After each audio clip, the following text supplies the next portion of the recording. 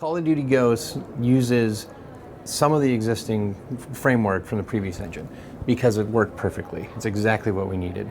Now on top of that, we built brand new systems. We built tessellation and displacement. We have subdivision surfaces. We have HDR. Additionally, there's been heavy work done in the audio system where it has a new reverb engine. There is reactive emitters, they're called, things like that. So there has been, while we kept some things, there has been major work done for Call of Duty Ghosts. Mm.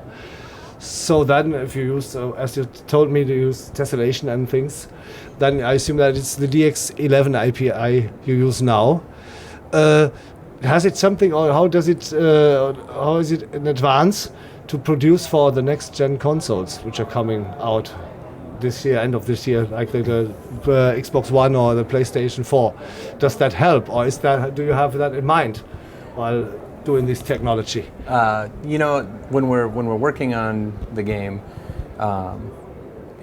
we build towards the specifics of what the systems are, and we build towards the next gen console. But at the same time, the PC is its own market, and it has its own powers and strengths. So I don't know if I'm answering your question or not, but the way we build is it's not platform independent.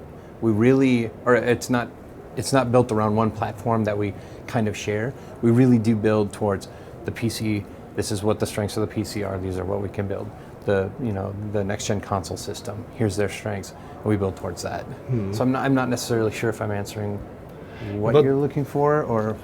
Yeah, I think so. I think it answered it in a way, because you say that you produce for every single platform. So you don't have the cross-platform development, but you have, like for the PC, the DX11 technology, which can be, of course, used for the next-gen consoles. Yeah, we definitely share technology between systems where we can.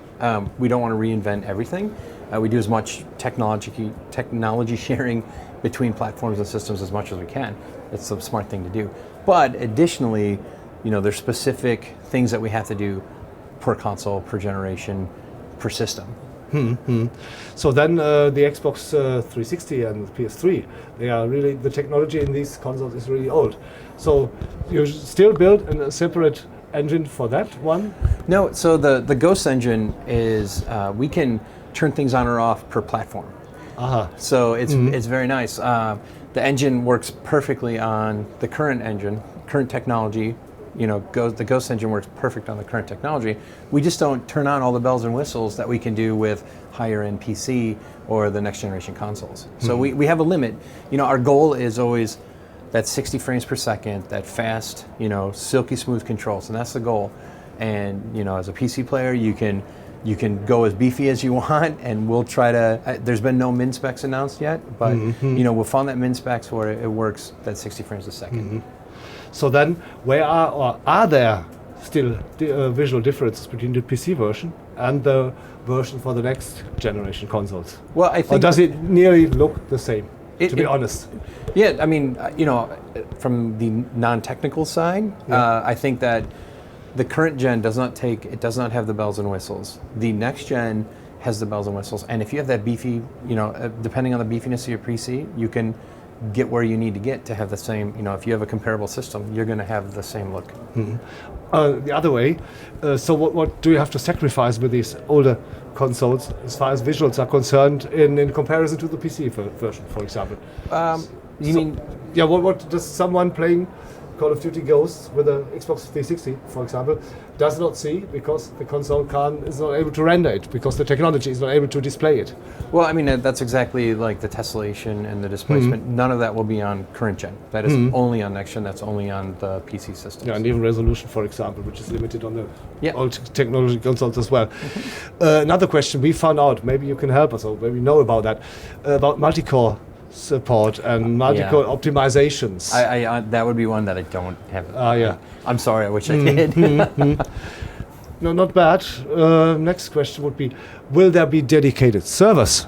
So it's nothing with technology now, it's content. I believe it has been announced that there will be dedicated servers for PC, and there has been an announcement from Microsoft that we will be using the Microsoft Cloud. And have you already planned DLCs? Lots of DLCs, or are you trying to put more content in the game and keep the DLC small? Obviously the game comes first, and the teams are still cracking down on bugs right now. We're filing it up, we're wrapping it up, and the DLC plan is something that we're going to talk about later down the road. So I don't have any extra info I can share on that. So then, if we ask you personally, what do you think, or what is the eye candy in the game? What do you think? What do I like? And where maybe these DX11, these tessellation, these modern technologies help. Yeah. If you want to advertise the game, you look at that. And can you do that? I mean, honestly, I think that even if hopefully you've gotten a chance to play the game, or at not yet, but I will. Okay, check out Whiteout. It's the snow map, and it has the tessellation and displacement. I think really stands out well in that. It's an organic environment. It has the stonework. It just I would point you right there as a start. I think that the HDR lighting, the bloom system that's in there now. There's a lot of really cool things that maybe if you say like one at a time, and it's very technical, right? But it's the big picture that they all kind of merge together and they just make it stand out so much more. So I actually, it's a great example. So hopefully you get to see Whiteout. And you said you do a specialist in multiplayer, are you? So what are the differences between the technical requirements, the things you need for the multiplayer part of the game in comparison to the single player? Well, is it more difficult to design, to program, to develop, or is it just a kick-off in that? As the multiplayer, I'd say it's totally more difficult to make multiplayer. But if the single player guys would probably say the same thing about the single player, of course, right? Yeah, they will. Yeah. At the end of the day, it's the same engine, it's the same tools, and it's just a different mindset totally. Where single player is all about the atmosphere and the event and the combat, like in a flow or whatever.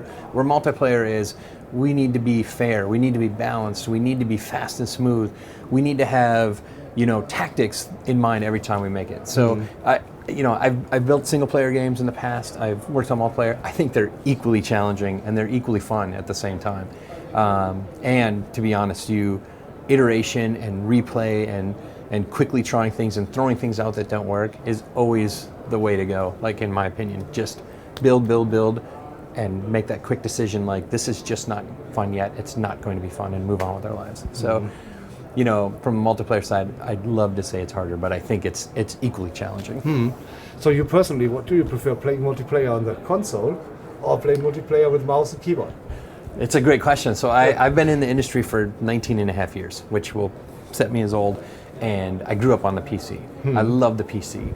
And I think that I have kids now, and they are less PC and they're more console-centric. So it's a tough choice. I still love the mouse and keyboard, but I'm slowly adapting to the controller. Okay, so we have heard that you're a fan of PC. Yeah, I like. So why? Can you give some arguments? I think that there's pros and cons. So you personally, of course. Yeah. For me, produces for both for everything. Yeah. You personally, you say you prefer the PC. Why? Well, I like the controls. I like that I can do like crank the the precision on the mouse. I like the quick turnaround. I like things like that. I think that's probably my most favorite part about it. And also I'm comfortable with it. I've used it. I understand it. So I think those are the two main things for me. Okay, then I say thank you. Yeah. For the information, even if it wasn't quite much technical, but anyway, thank you. Yeah, I wish I could answer more.